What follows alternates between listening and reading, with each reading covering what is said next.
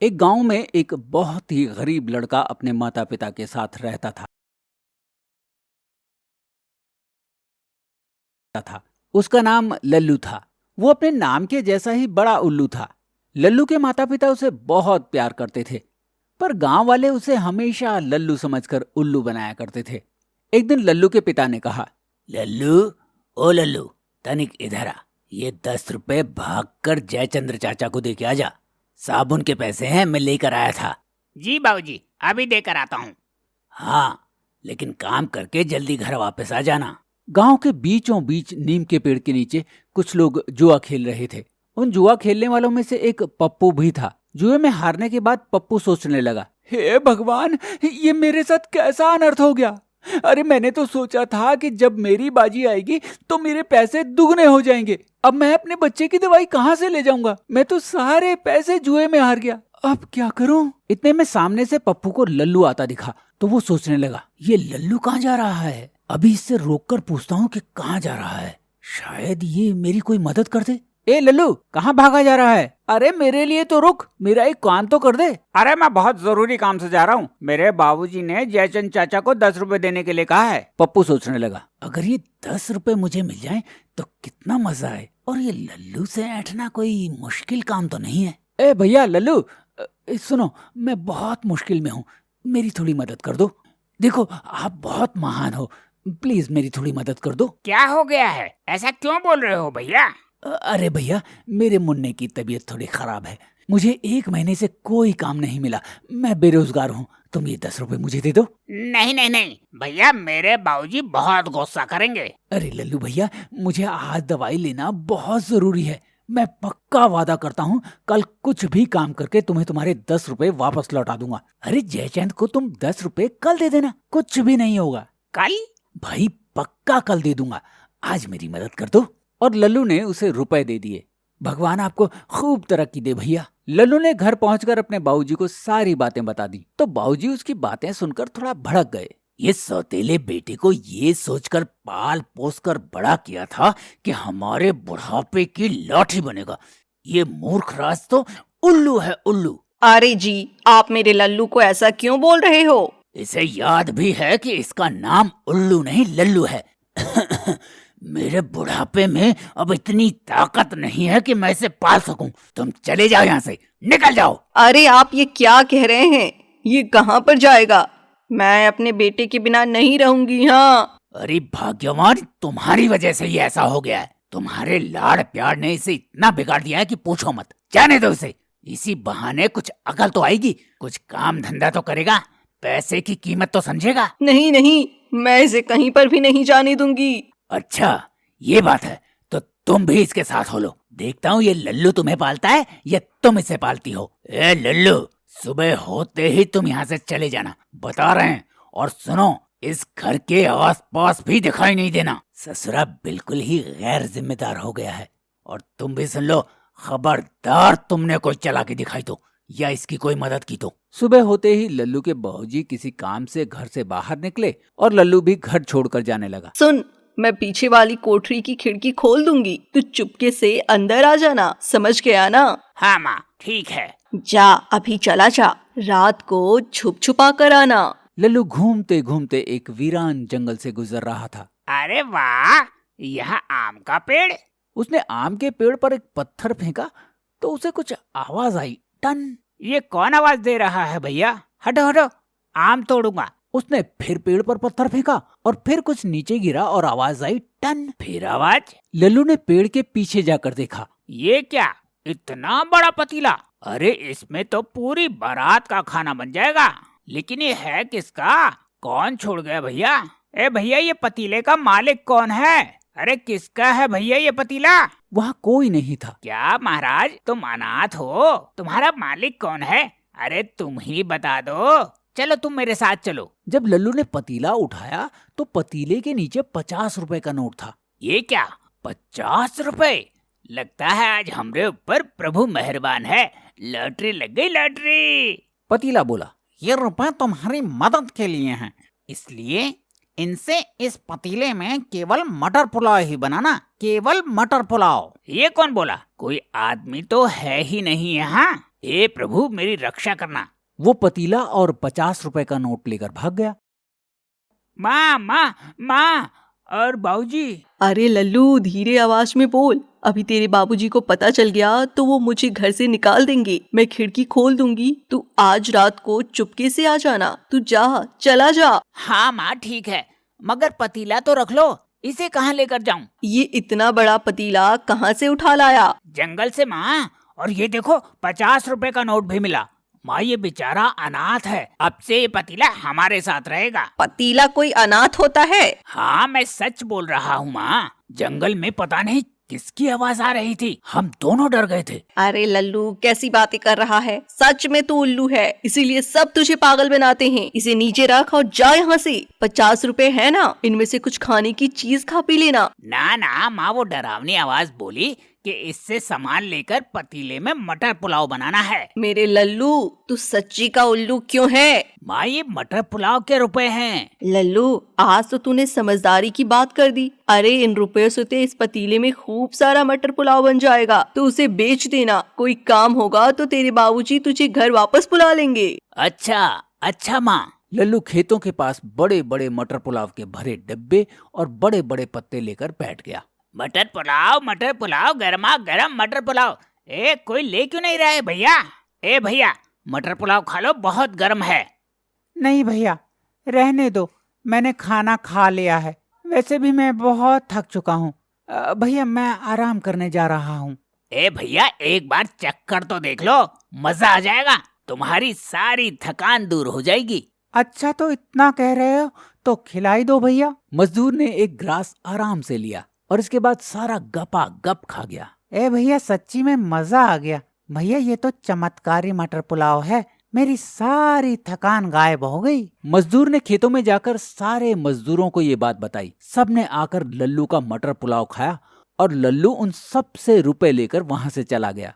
वाह, इतने सारे रुपए आ गए, माँ खुश हो जाएगी। बाबूजी को पता चलेगा तो मुझे घर में आने देंगे।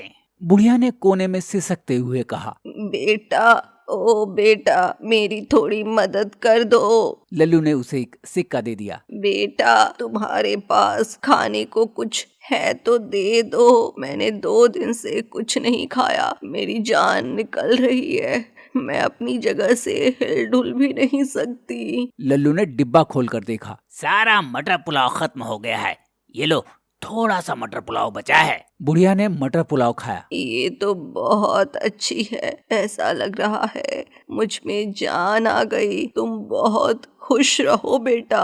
रुपया मिल गया और आशीष भी मिल गया। अरे क्या बड़बड़ा रहा है? मटर पुलाव बेचा कि नहीं, ऐसे ही आ गया? अरे माँ, रुपए भी मिल गए और बूढ़ी माई का आशीष भी मिल गया। क्या कह रहा है? ये देखो माँ, सारा मटर पुलाव बेचाया और रास्ते में बूढ़ी माई मिली थी, उसने खूब सारा आशीर्वाद दिया है। अरे लल्लू, मुझे पकड़, कहीं मैं गिर न जाऊं। अरे माँ क्या हो गया? मेरे लल्लू ने इतने रुपए कमा लिए, लग रहा है कोई सपना तो नहीं है भगवान। माँ तुम भी ये मटर पुलाव खाओ, सब कह रहे थे कि ये मटर पुलाव चमत्कारी है, इसे खाकर उनका जी अच्छा हो गया है। अरे सुनती हो, कहाँ हो?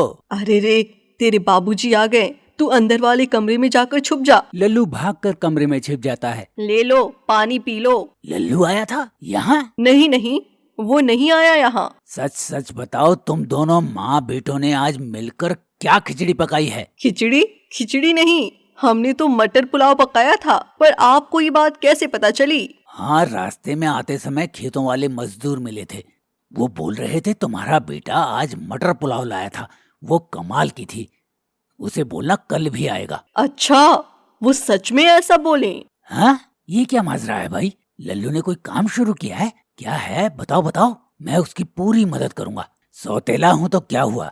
अरे हूँ तो बाबूजी, 1 वर्ष का था जब तुमने इसे मेरी गोद में दिया था। मेरी तो कोई औलाद नहीं थी, बाबूजी होने का एहसास उसी ने महसूस कराया था। तुम क्या सोचती हो, उसे घर से बाहर निकालकर मैं खुश रहता हूँ? अरे वो लल्लू नहीं उल्लू है, और सब लोग उसे और उल्लू बनाकर अपना मतलब साध लेते हैं। भगवान, मैं बस यही चाहता था कि वो अपने पैरों पर खड़ा हो जाए, नहीं तो हमारे जाने के बाद ये गांव वाले उसे जीने नहीं देते। ना ना, ऐसा मत कहिए जी, मैं जानती हूँ आप उससे बहुत प्यार करते हो, कुछ भी हो जाए आज तक आपने उसे कभी नहीं छुआ। गांव वालों ने तो अपनी औलाद की ये गलती पर उसे मार मार कर अधमरा कर देते हैं। अरे हटो, एक ही तो लड़का है, पीटने के लिए थोड़ी है। वो तो मैं तुम्हें अच्छी तरह जानता हूँ, जहाँ छुपाया है बुला लो उसे। लल्लू लल्लू लल्लू, अरे आजा बेटा, ये घर तेरा ही है।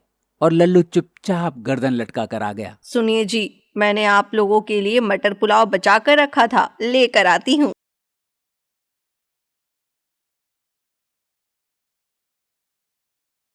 लो, आप लोग भी खाओ। अरे ये वाकई बहुत स्वादिष्ट है। सुनो, लल्लू की कमाई का एक पैसा खर्च मत करना, संभाल कर रखना।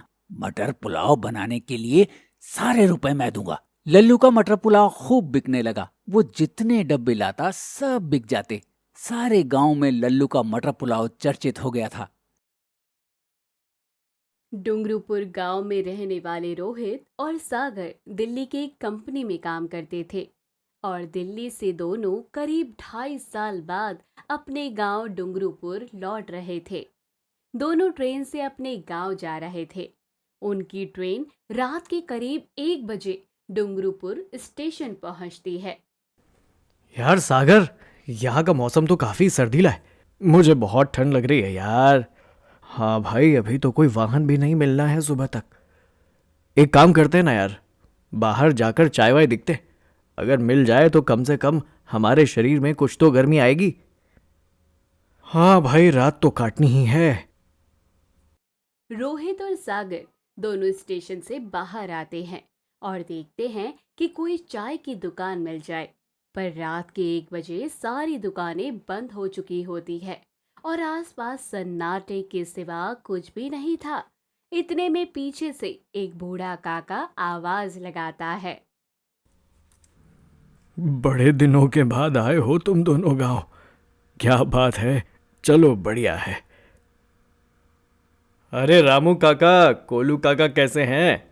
आप और यहाँ इतनी रात में क्या कर रहे हैं? हाँ हाँ काका, भला आप यहाँ इतनी रात में ऐसे कैसे हो सकता है?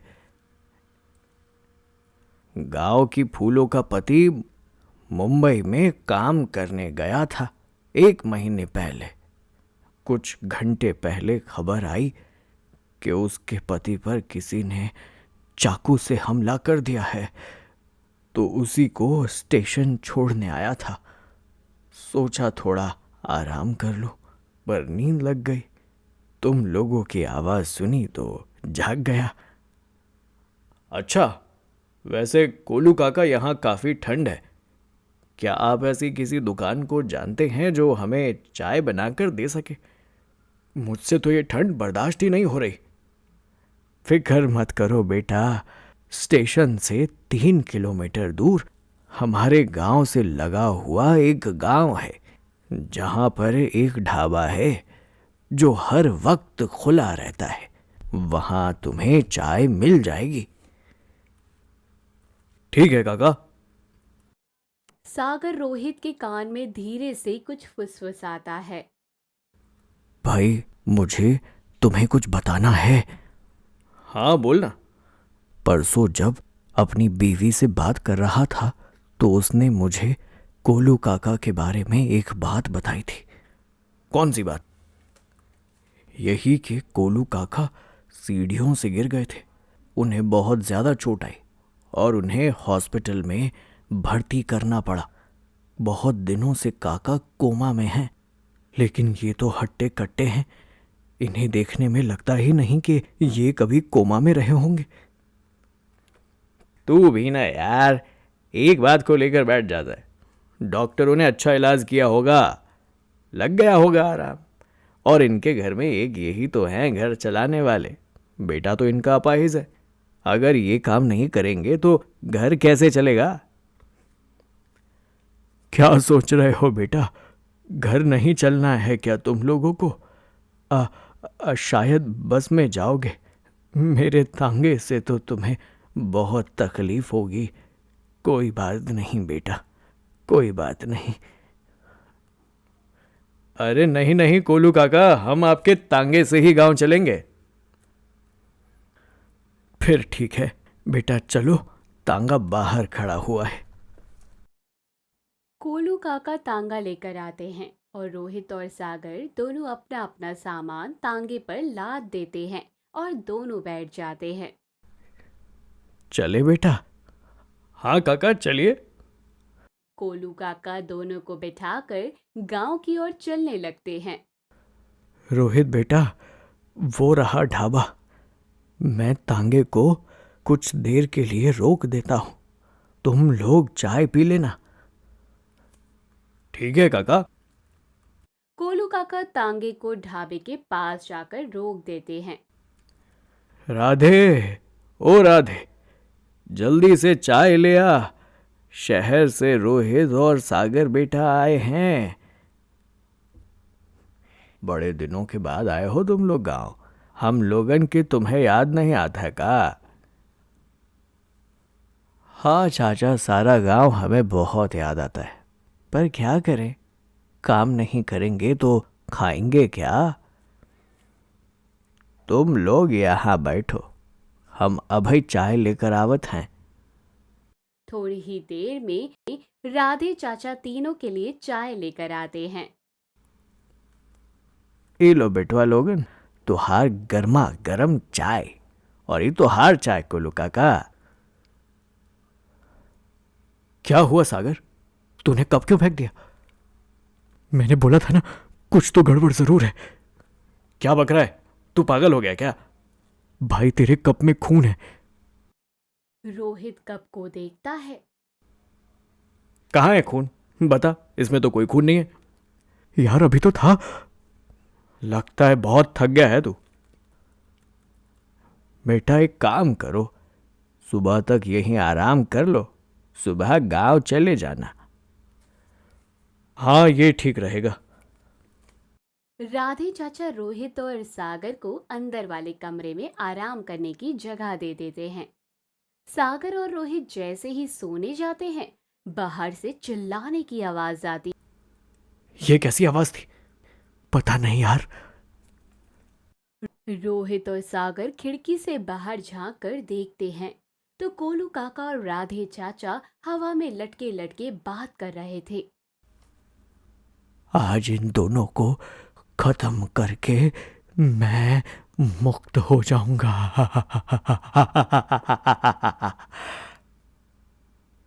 हाँ, बहुत दिनों से हमारी आत्मा यहाँ उहाँ भटकत रही। अब हम इन दोनों को खा मार के इनका खून पिएंगे। दोनों अंदर खड़े खड़े उन दोनों की बातें सुन रहे होते हैं। यार तू सच बोल रहा था, ये दोनों तो भूत हैं। हाँ भाई, यहाँ से भाग वरना आज हम यहीं दफन हो जाएंगे। दोनों पीछे के रास्ते से भागने लगते हैं कि तभी कहाँ जावत हो बेटवा? अभी तो आए रहे और अभी जाने लगे। हाँ चाचा हमें छोड़ दो। हाँ चाचा, हमारे छोटे छोटे बच्चे हैं, हमने आपका क्या बिगाड़ा है, हमें छोड़ दीजिए चाचा। हा हा हा हा हा। यहाँ आने के बाद लोग सिर्फ ऊपर जाते हैं और हमारे साथी बन जाते हैं।